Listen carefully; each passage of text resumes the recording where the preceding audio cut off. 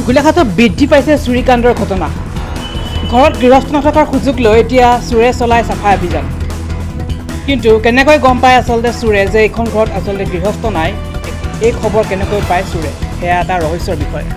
আনফালে সমান্তৰালকৈ আমি দেখিছোঁ যে এতিয়া গোলাঘাটত একাংশ বেটেৰী ৰিক্সাই আৰম্ভ কৰিছে চুৰিকাণ্ডৰ সৈতে জড়িত হ'বলৈ। গোলাঘাট জাতীয় বিদ্যালয়ৰ সমীপত থকা গোলাঘাট হাৰ্ডৱেৰ 11 জুন তাৰিখে বিয়লি 4:45 এইদৰে এখন বেটেৰী ৰিক্সা গোলাঘাট হাৰ্ডৱেৰৰ সন্মুখেৰে পাৰ হৈ যায়। কিছু দূৰ গৈ পুনৰ ঘূৰি আহি চাওক কিদৰে বেটেৰী ৰিক্সাখনৰ পৰা এজন লোক নামিছে আৰু নামি এখন চাইকেল কিদৰে সেই লোকজনে তাৰ পৰা লৈ গৈছে। আচলতে এইজন এজন চোৰ। এতিয়া আমি ভাবিবলৈ বাধ্য যে একাংশ বেটেৰী ৰিক্সাৰ চালকো এতিয়া জড়িত হৈ পৰিছে চুৰিকাণ্ডত।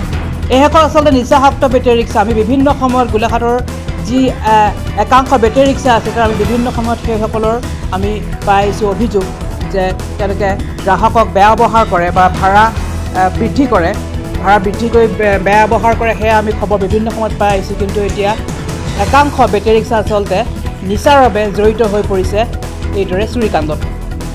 এয়া তাৰ এটা প্ৰমাণ। চাওক কিদৰে পুনৰ আমি কৈছোঁ এখন বেটেৰী ৰিক্সা পাৰ হৈ গৈছে গোলাঘাট হাৰ্ডৱেৰৰ সন্মুখেৰে আৰু গৈ পুনৰ ঘূৰি আহিছে। ঘূৰি আহি ৰিক্সাখনৰ পৰা নামি এজন লোক আৰু লৈ গৈছে এখন চাইকেল।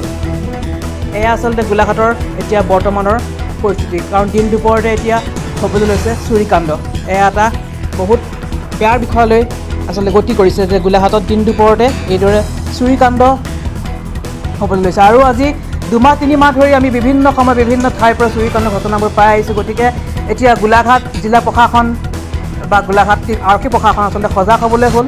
এই যিটো চুৰিকাণ্ডৰ বিষয়ে আচলতে সজাগ হ'বলৈ হ'ল তেওঁলোকে, গোলাঘাট জিলা প্ৰশাসন আৰক্ষী প্ৰশাসন। কাৰণ দিন দুপৰতে এতিয়া চোৰে চলাইছে চাফাই অভিযান। আমি পুনৰ কৈছোঁ গোলাঘাটৰ এখন গোলাঘাট হাৰ্ডৱেৰ, গোলাঘাট জাতীয় বিদ্যালয়ৰ সমীপত থকা গোলাঘাট হাৰ্ডৱেৰ আৰু হাৰ্ডৱেৰৰ সন্মুখত ৰখাই থোৱা আছিল এখন চাইকেল। হাৰ্ডৱেৰৰ সন্মুখৰে যি এখন পাৰ হৈ গৈছে বেটেৰী ৰিক্সা, পুনৰ ঘূৰি আহিছে বেটেৰী ৰিক্সাখন আৰু লৈ গৈছে এই চাইকেলখন। গতিকে এতিয়া গোলাঘাট জিলা প্ৰশাসন বা গোলাঘাট পুলিচ প্ৰশাসন এই চুৰিকাণ্ডৰ ঘটনাবোৰৰ ওপৰত সজাগ হ'বলৈ হ'ল। কাৰণ আমি বিভিন্ন সময়ত পাই আহিছোঁ এনেধৰণৰ চুৰিকাণ্ডৰ ঘটনা। কালি দুপৰীয়া প্ৰায় 4:45 মানত আমাৰ ইয়াত মইনা শইকীয়াৰ চাইকেলখন এবাৰ চুৰি হ'ল। মানে চুৰিকাণ্ডত বেটেৰী ৰিক্সাত আহিছিলে মানুহ দুজন, বজাৰৰ ফালৰ পৰা আহি পেলাই জাতীয় বিদ্যালয়ৰ ফালে গ'ল। আকৌ বেটেৰী ৰিক্সাটো ঘূৰাই আনি ইয়াত মানুহজন নামি পেলাই চাইকেলটো লৈ গ'ল। আৰু আগতেও মানে আমাৰ ইয়াত বেটেৰী ৰিক্সাই দি পেলাই আমাৰ পিছফালৰ পৰা ৰড বহুত চুৰি হৈছে।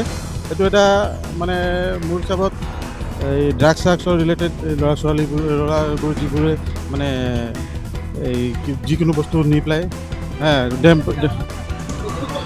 বেটেৰী বেছি হৈছে। আমিও আগতেও 2টামান বেটেৰী ৰিক্সা ধৰিছোঁ আমাৰ পিছফালৰ পৰা ৰড চুৰি কৰা। তো এইটো কাৰ্যকলাপ বহুত বেছি বাঢ়িছে। ইয়াৰ বাবে প্ৰশাসনে অলপ ব্যৱস্থা ল'ব লাগে। আৰু এইটো দিন দুপৰতে আমি মানুহ আছোঁ গোটেইখিনি দোকানত, এনেকুৱা ঘটনা ঘটিছে। এইখিনিতে থৈছিলে